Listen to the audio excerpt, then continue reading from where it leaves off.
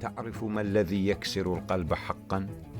حين تتوقف اللحظة وتنظر إلى الناس كما هم، بلا زينة، بلا إعذار، بلا قصص كنت تختلقها لتبرر غيابهم، وتكتشف إن بعض القلوب لم تحبك يوما كما ظننت، ولا كما تمنيت، ولا كما تستحق روحك. لم يحبوك أنت، بل أحبوا الأثر الذي تتركه في حياتهم. أحب حضورك لأنه يرمم ما ينقصهم.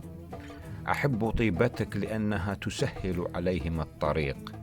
أحب اهتمامك لأنه يرفع من قيمتهم في عين أنفسهم.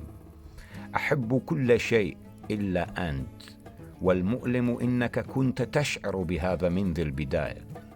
كنت تسمعه في صمتهم، وتراه في غيابهم، وتلمسه في برودهم، لكنك كنت تغمض عينك، ليس غباء بل محبة وتعلق وخوف من خسارة شيء لم يكن ملكك أصلا.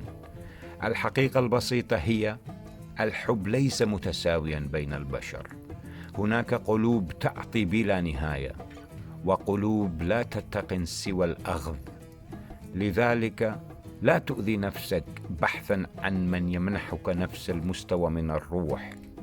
ما خلق لك سيلقاك، وما لم يخلق لك سيتركك مهما حاولت أن تمسكه.